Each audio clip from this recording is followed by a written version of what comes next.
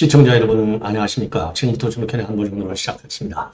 자, 미국 해군 참모총장이 말이죠. 이 취임 후 처음으로 지금 한국 방문길에 올라와 있습니다.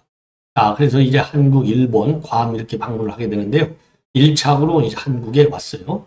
자, 이 해군 참모총장 커들 총장인데 이분은 말이죠. 이분은 지금 그 전에 푸틴이 우리 지금 6.25 전쟁에 참전한 참전 용사가 되겠습니다. 그렇기 때문에 누구보다도 이 한국에 대한 뭐라 그럴까요? 이 감정, 정서가 굉장히 좀 가깝다 이렇게 볼 수밖에 없어요. 자, 그래서 이 데럴 커들 이 제독이 이제 방문을 해서 여러 가지 한 발언을 보면은요, 이 마스가 협력이 이제 본격적으로 지금 이제 진행이 되고 있다. 이걸 하나 느낄 수 있고, 그리고 또 이번에 발언을 또 빌어본다면, 역시 이제 이 핵잠을 우리가 건조하는 데는 많은 어려움이 있구나. 이미 뭐 여러 차례 말씀을 드렸지 않습니까? 이번에 팩트시트에 나와 있는 내용만 갖고서는 딱 두 가지밖에 없어요. 핵잠 건조를 승인했다는 거 하고, 핵잠 건조를 승인했다는 거 하고, 그 다음에 재처리하고, 그 다음에 농축에 대해서는 비결 절차를 지지한다. 이렇게 돼 있거든요. 그렇기 때문에 협상 과정에서 이제 아무도 알 수가 없어요. 그래서 이게 실질적으로 우리가 원하는 재처리 권한까지 갖게 될지, 그리고 농축 이 권한은 과연 어느 정도로 미국으로부터 우리가 받아낼 수 있을 것인지, 거기에 대해서는 아무도 장담할 수가 없어요. 왜? 우선 미국 내 각 부처, 관련 부처의 승인을 다 받아야 되고, 그리고 미의회 승인도 받아야 됩니다. 자, 미의회 승인이 지금 현재 공화당이기 때문에 좀 쉬울 거라고 생각하고 있지만은 절대 그렇지 않다. 왜? 핵 문제는 미국이 굉장히 엄격하다. 바로 NPT 제재를 누가 끌고 가고 있어요?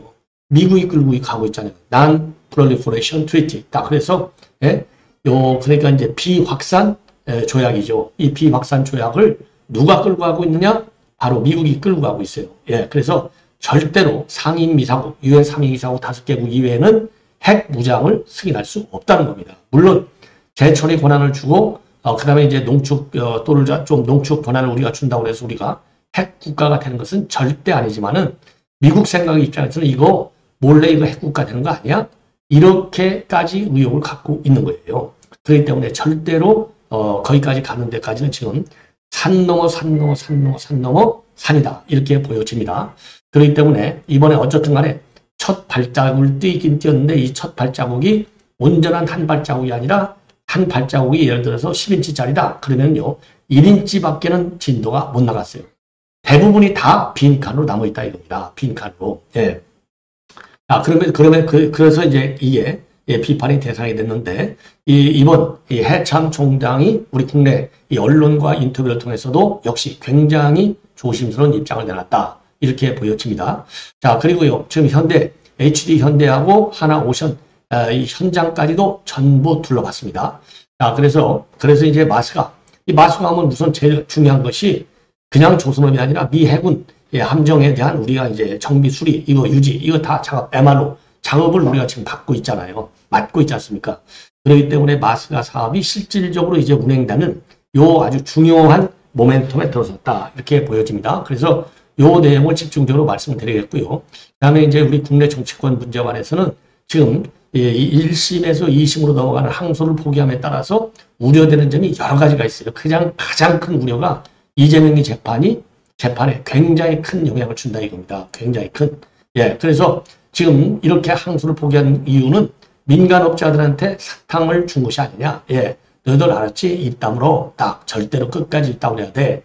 자, 지금 김만대, 남욱, 정영학 이런 뭐 유동기가 절대적으로 지금 현재 기존 싹 다 까발리는 입장에서 달라질 리가 없겠죠. 그러나 이 세 명은 언제 어떻게 될지 몰라. 그러니까 이 사람들한테 딱 재갈 물리기 위해서 그야말로 지금 그 김만배 의원은 거의 한 6천억 상당의 재벌. 그래서 이 사람들이 말이죠. 이제 형을 다 살고 나오면 재벌이 된다는 거 아니에요. 재벌. 자, 그 중에 맨 먼저 그러니까 지금 추징금이 지금 없는 김만배가 맨 먼저 지금 이 추징금이 없으니까 자기 재산 추징된 거, 추징 보존된 거, 이게 지금 이제 주유소로 운영되고 있는 땅이라고 하는데요. 이 땅 팔겠다고 강남에 나와 있답니다. 나와 있어요. 근데 2021년도에 이 살 때 얼마에 주고 샀느냐? 200억 주고 샀다는 거예요. 200억. 그런데 지금 이게 얼마 가느냐? 500억이 간다는 겁니다. 500억. 그러니까 뭐 재벌방서 그냥 뭐 그러니까 변호사 이거 해봐야 뭐 물론 뭐 변호사에 따라서 이제 차이가 많이 나겠지만은 이거 한순간에 그냥 뭐 한순간에 360% 제끼는데 이거 변호사 할 거 뭐가 있어요. 그냥 남욱이 영창 가는 게 전혀 두렵지 않은 겁니다. 그러니까 이제 지금 여권 조우라고 검찰이 자기 회의 걸라고 막 배째겠다고 협박하고 압박했다. 이렇게까지 지금 가짜 뉴스를 가짜 발언 증언까지 하고 있잖아요. 그러니까 그 당시 남욱이 수사했던 검사들이 부글부글 끓고 있는 거 아닙니까? 왜 수사한 검사를 법정에 못 나오게 했느냐? 이거 정성호 한 거 아니에요. 아주 정성호 이 인간이 아주 못된 인간이에요. 그러니까 그래서 남욱이가 결국 이제 본색을 드러내고 있는 이런 상황이 되겠고요. 남욱 그 다음에 이제 이재명이가 말이죠. 지금 공무원들 지금 내란 제보센터까지 만들어갖고 싹 다 내년 2월까지 정리하겠다는 거 아니에요. 내란몰이 내란에 말하자면 역할을 한 사람들. 그래서 전부 지금 PC니 핸드폰까지 싹 다 제출하는 거 아니겠습니까? 그러니까 거기에 대해서 공직사회가 지금 부글부글 하고 있고 복지한동으로 가고 지금 이제 비판이 비등하고 있어요. 자, 그러니까 지금 이재명이가 그거를 딱 차단하기 위해서 직접 강공 입장을 내놓고 있습니다. 반드시 이거는 처벌해야 되겠다. 이런 입장을 내놓고 있고, 그리고 지금 이미 여러 차례 저도 이제 말씀을 드렸는데, 지기현 재판부에 대한 이 압박의 수위가 지금 갈수록 높아지고 있습니다. 자, 그래서 민주당에서 지기현 판사가 이끄는 재판부가 왜 이렇게 모든 재판을 다 받냐? 배당 의혹을 제기한 바 있어요. 자, 그래서 제가 이거를 갖다가 어제서부터 본격적으로 이렇게 제공해 드리고 있는데요. 오늘은요, 민주당에서 정책의 의장을 맡고 있는 한정혜가 이 카드를 끌고 나왔습니다. 자, 그래서 지기현 판사에 대해서 강남 rum사롱 의혹 조사했지만 나온 게 하나도 없잖아요. 이게 무슨 거짓말이잖아요. 그래서 지기현 판사 옛날에요, 한동훈 언니가 법무장관일 때 그야말로 허위 사실에 의한 명예훼손이라고 전부 손대서 소송을 걸었잖아요. 그래서 지기현 판사도 물론 현직 판사가 요거를 갖다가 소송 제기하는 거가 쉽지는 않겠지만 시민단체만이라도 요거를 소송을 제기해가지고요, 강남 rum사롱 의혹을 제기한 사람들을 법에 심판해 받도록 해야 될 것이 아니냐, 이런 지금 여론이 있다 이겁니다. 자, 그래서 드디어 이제 지기현 판사, 왜냐하면 내년 1월 18일 날 지금 윤석열 대통령의 구속, 그러니까 판결이 그때까지 나오지 못하는 것은 확실하잖아요. 왜? 최종 구형이 1월 12일인데 어떻게 18일 날 그 이전에 판결을 하냐고. 이건 안 되는 거죠. 그래서 지금 설에 의하면 지금 보도 행간을 보면 지금 내란 특검에서 그 사이에 일반 이적죄로 정해갖고 이제 무인기 북한에 보낸 거 요걸로 걸겠다는 거 아닙니까? 추가 기소. 그래서 이제 추가 기소하면 뭐 당연히 또 그 구속 연장이 되는 것이죠. 이렇게 되는데 그 풀리는 거 가능성을 배제하기 위해서 지금 여당에서는 완전히 지기현 지기현 판사에 대한 새로운 의혹까지 제기하고 나섰다. 얼마나 급하면. 그래서 지금 판사들도 부글부글 끓고 있다. 이렇게 볼 수 있는 대목이 되겠습니다. 자, 그러면 말이죠. 그러면 맨 먼저요. 맨 먼저 지금 이제 이 해참 총장, 미국의 해참 총장 이분입니다. 이분이에요. 이분이 커들 총장인데요. 커들 총장인데 지금 부친이 올해 돌아가셨대요. 근데 6.25 참전 용서했다고 밝혔습니다. 그래서 한국은 개인적으로도 굉장히 특별한 나라고, 부친께서는 생전에 한국에서의 경험을 매우 따뜻하게 기억했고 한국 국민에게 받은 환대에 대해서 자주 이야기를 했다. 이렇게 밝히고 있어요. 자, 그래서 한국에 대해서는 그러니까 굉장히 호의적인 감정을 갖고 있는 분이죠. 이런 분이 지금 해군 참모총장을 지금 맡으면서 우리 한국을 방문한 거, 그것도 취임 이후 처음으로 한국을 맨 먼저 온 거, 일본을 거치지 않고 한국을 먼저 왔다가 일본으로 거쳐서 괌을 가는 거, 이 일정을 잡은 것도요, 뭐 제가 보기에 아버지 영향을 받지 않았는가, 이렇게 생각이 들어요. 그래서 지난 8월 25일 날 34대 해창으로 해군 참모총장으로 취임한 뒤에 첫 해외 순방이 됩니다. 그래서 13일 날은요, 브런슨 주한미국 사령관이 내려갔고 14일에는 진영승 합참의장, 그리고 이제 강동길 해군 참모총장을 잇따라 만났습니다. 그리고 15일에는 하나오션 거제사업장, 울산 HG 현대중공업 본사를 찾았습니다. 자, 그래서 이분이 말이죠, 지금 이제 이 인터뷰를 통해서 밝힌 내용을 여러분께 자세하게 설명을 드리도록 하겠습니다. 아주 뭐 내용이 조금 깁니다. 그렇지만 여러분들 건너뛰기 하지 마시고 끝까지 잘 들어주시고요. 굉장히 중요한 발언이 많아요. 예, 굉장히 중요한 우리 안보 현안에 관해서 전부 한마디씩 했어요. 예, 그래서 꼭 지금 건너뛰기 하지 마시고 들어주시고 제 방송 주변 분들에게 구독 권유 좀 강력하게 추천을 해서 제가 빨리 100만을 돌파할 수 있도록 여러분들께서 많이 도와주시면 고맙겠습니다. 자, 한국이 도입할 그 잠수함이 중국을 억제하는 데 활용되리라고 하는 것은 자연스러운 예측이다.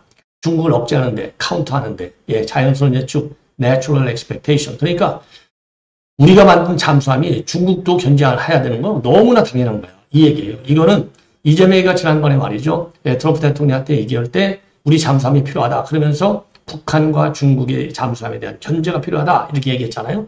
그 생각이 같다 이겁니다. 그러니까 언제든지 이 한국군은 넓은 의미에서의 한국군이 이제 과거와 같이 대북 억제만 쓸 게가 아니라 언제든지 중국 견제에도 동참을 해야 된다. 이거를 은근히 암시하고 있는 내용입니다.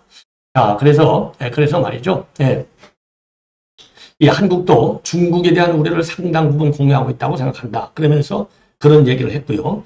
원장은 특히 장기간 수중에서 은밀하게 작전을 지속할 수 있는 능력이 전략적 가치를 만드는 것이다. 이런 능력을 갖추는 일은 한국에도 상당히 도전적인 과제가 될 것이다. 그리고요.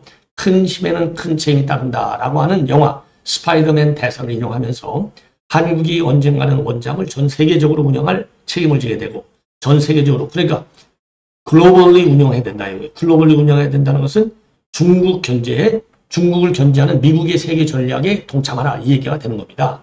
그의 대교 지역 중심의 해군이 아니라 글로벌 해군으로 도약하는 과정이 될 것이다. 그렇게 돼 있잖아요. 글로벌 해군으로 도약. 그러니까 지구촌에서 어디가 됐든지 간에 만약에 한국 원잠이 딱 출동이 필요하다. 예, 출동이 필요하다. 그러면은 북한이든 중국이든 무조건 달려가야 된다는 거예요. 예.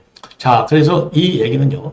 한국이 원잠을 보유하게 되면 한반도 주변은 물론이거니와 당연히 원양에서도 작전을 해야 된다. 즉 중국 관련해서 공동 작전에 참여해야 된다. 이렇게 압박하고 있는 내용이 되겠습니다.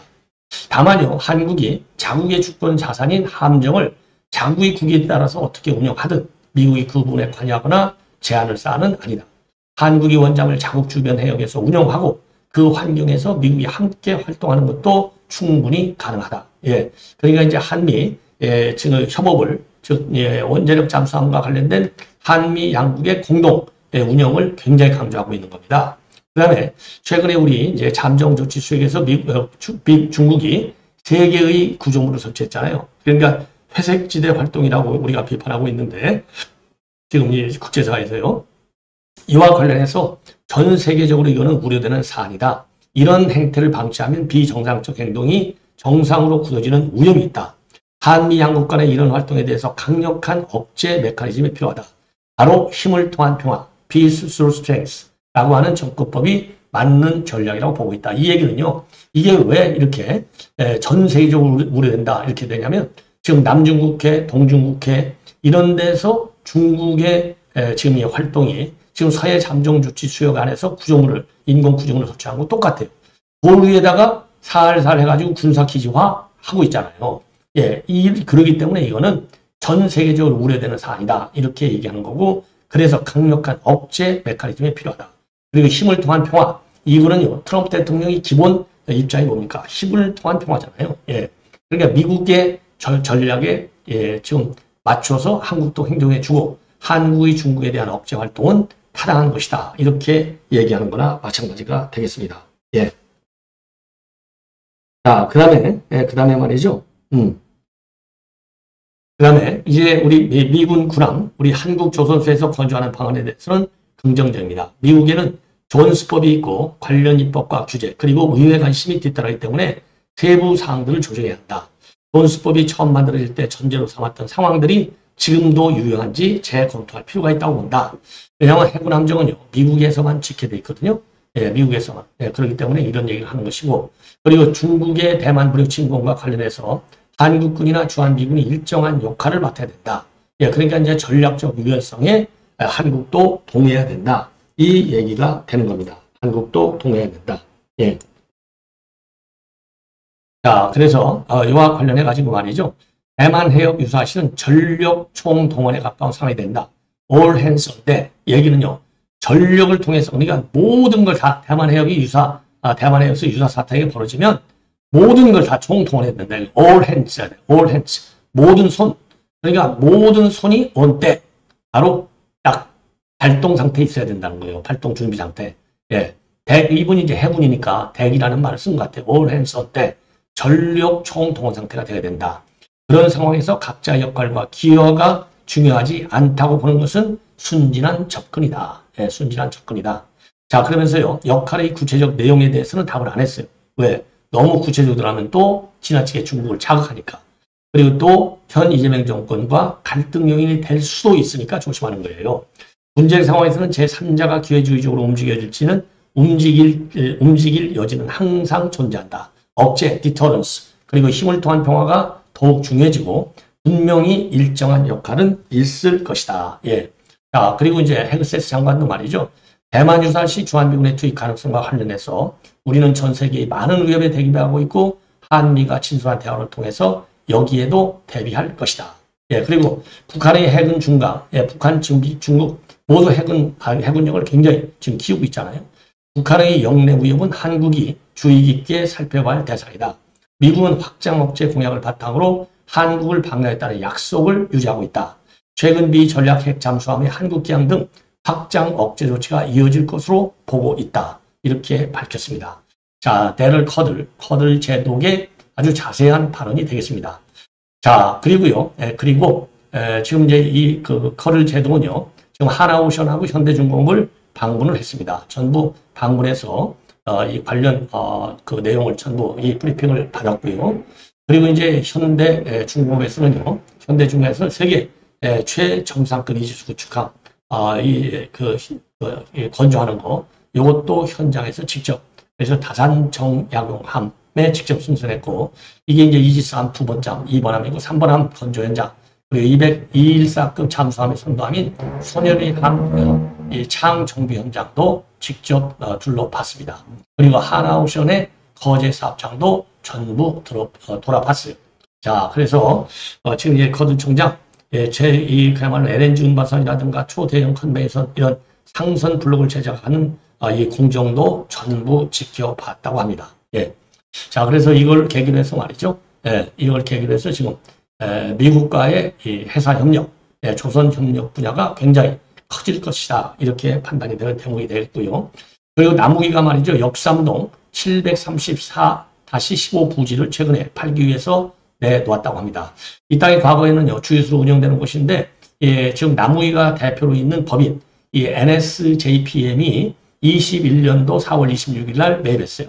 매입했을 때 가격은 지금 한 300억대로 알려졌는데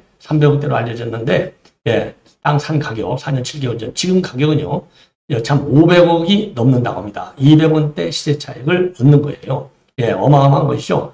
그래서 현재 40대를 한 번에 될 수 있는 유료 주차장으로 40대를 한꺼번에 될 수 있는 유료 주차장이니까 굉장히 큰 것이죠. 자, 그래서 법조에서는 이거 봐라. 이게 결국 항소보기가 불러온 납의 효과다. 이런 비판이 나오고 있어요.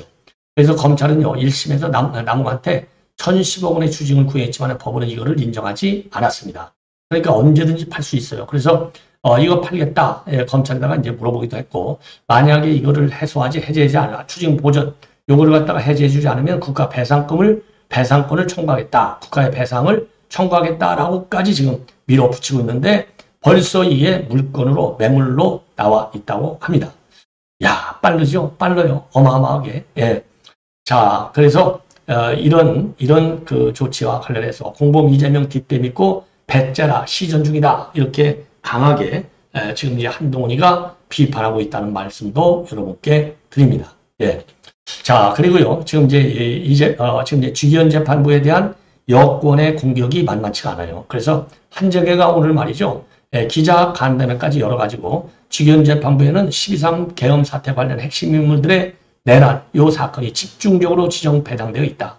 왜 이런 방식의 전담 재판부를 운영가에 대해서 법원은 좀 더 솔직하게 국민에게 답답증을 풀어줄 의무가 있다. 어떻게 주기현 재판부가 내란 전담 재판부로 작동하게 됐는지 그 과정에서 어떤 소통이 있었는지 어떤 의사결정이 진행됐는지 속 시원하게 알려달라. 자, 이렇게 비판하고 있고요. 그리고 지금 여전히 당 일각에서 주장하고 있는 내란 전담 재판부 설치에 대해서는요. 재판 중간에 재판부를 바꾸는 것은 쉽지 않은데 별도 대등 재판부를 꾸리고 향후에 오는 사건은 지정했다라고 하는 것을 준비할 필요는 있다. 그리고 검사징계법 처리 시한과 관련해서 법안이 앞으로도 몇 개 더 나오지 않을까 싶은데 올해 연말이라든지 기한을 정해놓지 않았고 충분히 논의해서 할 예정이다. 자, 그런데 지금 이제 어제만 하더라도 검사징계법 최단 시간 안에 이걸 통과시켜서 연말에 통과한다라고 되어 있는데 지금 말이죠. 이 정책의장 얘기가 시간은 정해놓지 않았다. 충분히 논의했다. 이거 정청래가 꼬리 내는 거 아니냐? 아니면 용산 이재명이가 꼬리 내는 것이 아니냐? 내리는 것이 아니냐? 이렇게 또 추측이 가능한 대목이 아닌가. 왜? 검사징계법에 대한 우리 국민들의 분노가 하늘을 치솟고 있지 않습니까? 그래서 지난번에 재판중지법도 당에서 그렇게 하려고 난리가 났지만은 국민들의 비판이 많으니까 이재명이 뭐라고 그랬어요? 아, 재판중지법 너무 그렇게 밀어붙이지 마. 그랬잖아요. 그런 것처럼 지금 이제 검사징계법도 한 발짝 이재명이가 뒤로 꼬리를 빼는 것이 아닌가. 이렇게 추론을 해 볼 수 있고요. 반드시 이거는 역사의 역풍을 면하지 못할 것이다 라고 하는 압도적 비판이 크게 제공돼서 이런 더 이상의 악법은 지금 만들지 못하도록 해야 된다. 우리가 지금 할 수 있는 유일한 이 압박수단이요. 여론밖에 없어요. 여론. 자, 그래서 여론에 적극적으로 허세야 되고 그래서 우리가 강한 비판 논조를 계속 전개해야 된다. 이렇게 판단이 됩니다. 시청자 여러분 이것으로 본 방송을 마치겠습니다. 대단히 고맙습니다.